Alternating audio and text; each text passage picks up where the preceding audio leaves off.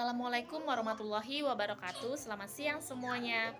Baiklah, kami dari kelas Indralaya kelompok 4 akan mempresentasikan hasil diskusi kami mengenai sumber dana luar negeri dan pinjaman bank komersial sebagai sumber dana pembangunan dan krisis hutang luar negeri. Sebelumnya, kami ucapkan terima kasih kepada dosen pengampu mata kuliah Ekonomi Pembangunan, yaitu Bapak Deskoni SPD MPD, Bapak Firmansyah SPD MSI, dan Ibu Yuliana FH SPD MPD.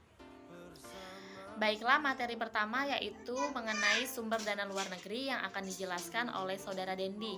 Kepada saudara dipersilakan. Sumber dana luar negeri. Konsep dan definisi bantuan luar negeri. Bantuan asing yang dimasukkan di sini adalah meliputi banyaknya jumlah bantuan yang bersumber dari pemerintahan maupun swasta dari negara lain. Aliran-aliran konsesional tersebut secara teknis disebut bantuan pembangunan resmi atau official development assistance, namun lazimnya dikenal dengan istilah bantuan luar negeri. Bantuan luar negeri, ada beberapa hal yang mendasari lahirnya program tersebut. Yang pertama itu adanya aliran modal keuangan dari Amerika Serikat dan adanya rencana-rencana yang terkoordinir dengan baik untuk menggunakan dana tersebut secara produktif dalam membangun kembali stok modal fisik yang rusak di Eropa. Kedua, 2 dekade setelah Perang Dunia Kedua berakhir, dunia ditandai oleh banyaknya negara yang merdeka dari jajahan Eropa, khususnya negara-negara di kawasan Asia dan Afrika. Ketiga, setelah Perang Dunia usai, motif-motif di belakang program bantuan Amerika Serikat tersebut terlihat sangat kompleks, mulai dari untuk kepentingan sendiri maupun untuk kepentingan umum. Yang kedua, mengapa diperlukan dana luar negeri? Yang pertama, adanya keterbatasan skill. Yang kedua, ada gap tabungan, yaitu investasi dikurangi tabungan. Yang ketiga, adanya gap devisa, yaitu impor dikurangi ekspor. Yang ketiga, ada sumber dan pengguna dana luar negeri. Bantuan luar negeri bersumber dari pemerintah negara asing. Bantuan ini bisa datang dari sebuah pemerintah asing langsung diberikan kepada sebuah negara berkembang. Bisa juga datang dari lembaga-lembaga internasional. Kesimpulannya adalah bahwa bantuan luar negeri berasal dari pemerintah negara asing, baik langsung, bilateral, maupun melewati lembaga-lembaga internasional multilateral. Yang keempat, ada tabungan pemerintah asing atau bantuan asing sebagai sumber dana pembangunan. Pinjaman resmi pemerintah asing atau SDO sering disebut sebagai bantuan asing atau Official Development Assistance (ODA) karena mempunyai syarat-syarat yang lebih ringan dalam pembayarannya dibandingkan dengan pinjaman asing swasta. Bantuan asing bisa berupa pinjaman lunak, hibah, atau bantuan teknis. Bantuan teknis dan organisasi non-pemerintah. Satu bentuk khusus dari bantuan asing adalah bantuan teknis atau bantuan kerjasama. Sasarannya adalah untuk menciptakan tenaga berskill dan lembaga-lembaga pendukung akselerasi pembangunan. Wujudnya bisa berupa pengiriman tenaga-tenaga ahli di bidang tertentu ke negara-negara berkembang atau yang membutuhkan, bisa juga berupa pendidikan atau training bertempat di negara donor. Bantuan bilateral dan bantuan multilateral. Bantuan bilateral adalah bantuan yang langsung diberikan sebuah negara donor ke sebuah negara penerima. Sedangkan bantuan multilateral adalah bantuan yang tidak langsung diberikan oleh negara donor ke negara penerimanya, tetapi terlebih dahulu melewati lembaga-lembaga keuangan internasional. Kemudian ada volume bantuan. Bantuan asing ini adalah bagian dari aliran sumber dana ke negara berkembang. Komponen bantuan dalam aliran total sumber dana ke negara-negara berkembang tidak banyak berubah, meskipun porsi negara-negara yang menyumbang mengalami perubahan. Yaitu bantuan bilateral dan bantuan multilateral. Nah, bantuan bilateral ini bantuan yang langsung diberikan sebuah negara donor ke sebuah negara penerima. Nah, sedangkan bantuan multilateral itu adalah bantuan yang tidak langsung diberikan oleh negara donor ke negara penerimanya, tetapi terlebih dahulu melewati lembaga-lembaga keuangan internasional. Nah, yang selanjutnya itu volume bantuan. Nah, bantuan asing ini bagian dari aliran sumber dana ke negara berkembang. Komponen bantuan dalam aliran total sumber dana itu ke negara-negara berkembang tidak banyak berubah, meskipun porsi negara-negara yang menyumbang mengalami perubahan. Nah, selanjutnya itu sasaran dan tujuan bantuan. Untuk bantuan luar negeri ini memiliki beberapa tujuan, diantaranya adalah sebagai tanda persetujuan diplomatik, memperkuat sekutu militer, serta memperluas pengaruh budaya negara donor. Ada pula yang menyatakan bahwa bantuan luar negeri itu dapat berupa membangun infrastruktur yang diperlukan bagi negara donor untuk mengeksploitasi sumber daya dari negara penerima atau mendapat akses perdagangan. Nah, sasaran bantuan luar negeri ini dapat diberikan oleh individu, organisasi swasta, atau pemerintah. Perpindahan sumber daya yang dapat digolongkan sebagai bantuan ini bervariasi dari negara ke negara. Saat ini, jenis bantuan yang paling sering diberikan adalah bantuan pembangunan resmi atau dapat disebut sebagai Official Development Assistance (ODA). ODE. Nah, selanjutnya itu yang kelima itu investasi asing langsung sebagai sumber dana pembangunan. Investasi asing langsung ini aliran dana dari sebuah perusahaan di luar negeri yang diwujudkan dalam bentuk perusahaan atau biasanya cabang dari perusahaan di negara asalnya di negara lain. Misalnya pabrik perakitan TV milik Jepang di Indonesia. Itu saja dari saya.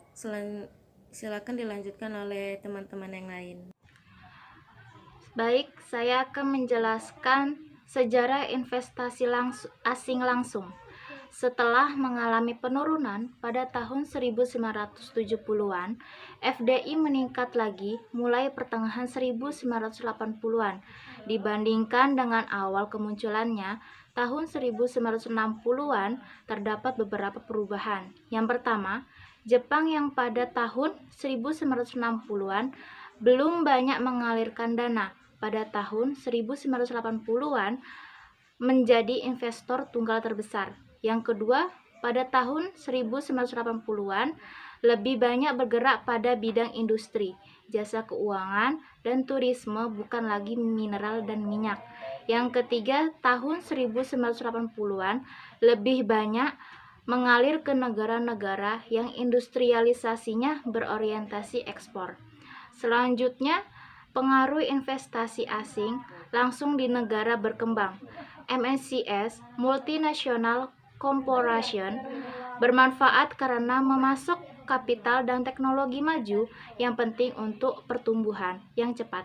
Beberapa yang lain percaya bahwa ketergantungan terhadap kapital dan teknologi semacam itu justru menghambat pembangunan.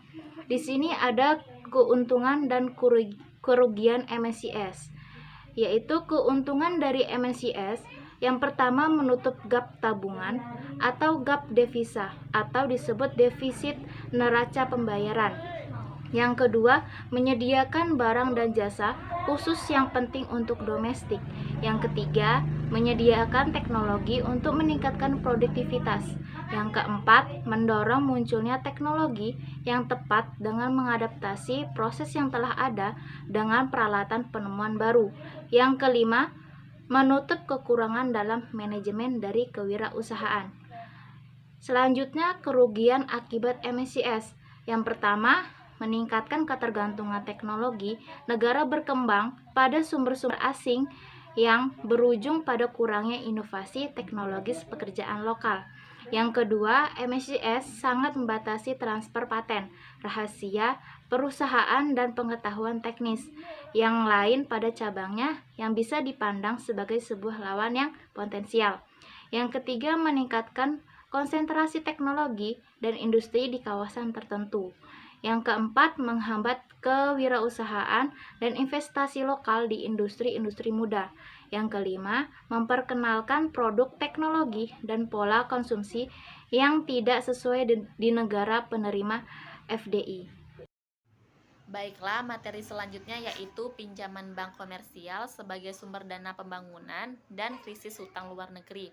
Nah, secara umum, pendanaan luar negeri berasal dari sumber-sumber berikut. Yang pertama yaitu bilateral, pemerintah negara lain berupa hibah, pinjaman lunak, dan pinjaman campuran. Yang kedua itu ada lembaga multilateral atau internasional berupa hibah dan pinjaman. Yang ketiga yaitu perbankan atau lembaga-lembaga keuangan internasional berupa fasilitas kredit, ekspor, dan pinjaman komersial.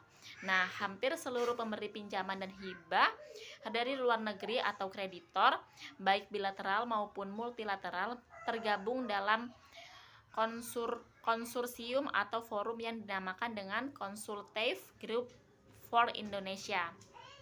Nah, dengan demikian, sebagian terbesar pendanaan luar negeri pemerintah Indonesia bersumber dari CGI ini, sehingga dapat dikatakan bahwa ketergantungan pemerintah Indonesia terhadap pendanaan luar negeri adalah ketergantungan pada CGI. Nah, ketetapan MPR RI nomor 4 MPR tahun 1999 tentang garis-garis besar haluan negara atau GBHN tahun 1999 sampai 2004 mengamatkan agar pinjaman luar negeri ini harus secara bertahap dikurangi sebagaimana tertuang pada bab 4 arah kebijakan butir B angka 7, 9, dan 23. Nah, di sini ada studi kasus ya. Nah, bahwa utang negara bengkak sampai 6.554 triliun. Ini rinciannya. Nah, di situ kalian bisa lihat ya dari merdeka.com. Kementerian Keuangan mencatat posisi keuangan Indonesia, posisi utang pemerintah sampai akhir Juni 2021 sebesar 6.554,56 triliun. Nah, angka tersebut 41,35%-nya dari rasio utang pemerintah terhadap PDB. Nah, posisi utang pemerintah per akhir Juni 2021 berada di angka 6.554,56 triliun. Dikutip dari buku APBN Kita Juli 2021. Jakarta, Sabtu 24 bulan 7. Nah, adapun komposisi utang tersebut terdiri dari pinjaman sebesar 842,76 triliun. Itu ada 12,86% dan SBN sebesar 5.711,79 triliun, yaitu dari 87,14%. Nah, lebih rincinya, utang melalui pinjaman tersebut berasal dari pinjaman dalam negeri, yaitu sebesar 12,52 triliun. Sedangkan pinjaman luar negeri sebesar 830,24 triliun. Sementara itu, rincian utang dari SBN berasal dari pasar domestik sebesar 4.430,87 triliun dan falas sebesar 1.280,92 triliun. Nah, secara nominal, posisi utang pemerintah pusat mengalami peningkatan dibandingkan dengan periode yang sama di tahun lalu. Nah, hal ini disebabkan oleh kondisi ekonomi Indonesia yang masih berada di fase pemulihan akibat perlambatan ekonomi yang terjadi di masa pandemi COVID-19. Nah, pembiayaan utang di 2021 ini digunakan sebagai instrumen untuk mendukung kebijakan countercyclical yang dikelola secara prudent, fleksibel, dan terukur. Nah, terutama untuk menangani pandemi COVID-19 dan pemulihan ekonomi nasional. Nah, strategi ini untuk memitigasi volatilitas pasar keuangan serta mengelola resiko agar utang tetap terjaga dalam batas aman disiapkan pemerintah. Nah, salah satunya dengan menjaga komposisi utang yang lebih banyak menggunakan suku bunga tetap atau flat rate untuk menghindari resiko suku bunga. Terima kasih.